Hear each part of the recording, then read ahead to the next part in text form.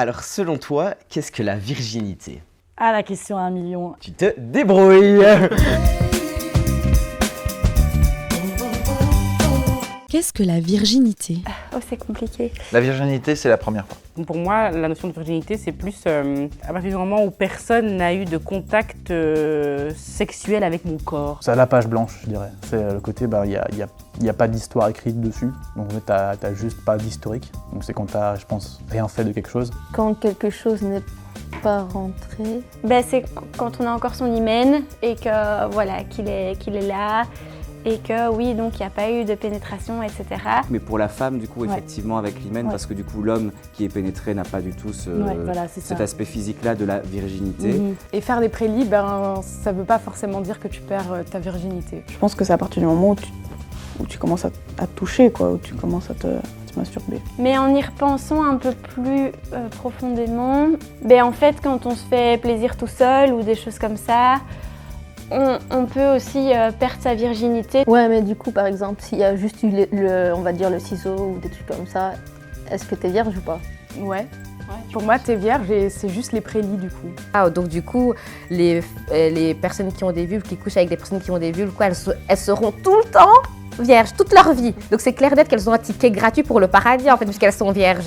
C'est vrai que c'est encore fort dans les nerfs, mais même moi, dans ma tête, c'est encore fort comme ça. Mais après, je comprends qu'on peut le penser, quoi. Parce que c'est l'idée qu'on véhicule dans la société, quoi. Donc je dirais pas qu'il y a un acte précis qui vient casser la virginité. Peut-être le moment où effectivement on a une première relation sexuelle, où je pense qu'on perd un petit peu d'une sorte d'innocence. J'ai l'impression qu'avant, c'était quelque chose d'important. Ouais, moi j'entends beaucoup une notion religieuse là-dedans. À l'époque, justement, on avait tendance à dire que c'était vraiment, déjà on attendait le mariage, et puis il y avait le fait que c'était vraiment au moment de la première pénétration, il fallait absolument, pour utiliser les termes anciens, que la femme saigne dans les draps de noces. C'est un concept très patriarcal déjà, qui empêche l'émancipation des minorités de genre. C'est bizarre quand même de parler de perte de virginité, tu trouves pas? En mode, il y a quelque chose de perdu, alors que c'est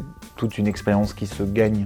Même pas genre on gagne, c'est pas perdre ou gagner, c'est on apprend en fait, on découvre quelque chose de différent. Tu perds pas ta virginité, mais tu découvres un autre monde et une sensation que t'as pas encore connue. Y a-t-il une différence de pression selon les genres? Malheureusement, il y en a encore.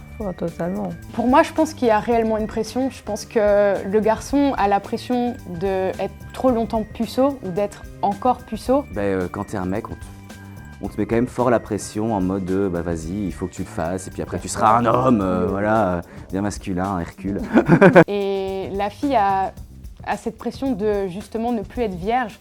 Parce que la société fait qu'une fille en fait qui couche, c'est une fille sale. T'es une femme, tu couches avec plein d'hommes, t'es plus vue comme une PUTE. Encore une fois, ce mythe de rester pure, de rester vierge, de se préserver, tout ça. Moi, je me rappelle, mon père m'avait demandé, le jour où tu feras ta première fois, j'aimerais que tu me le dises.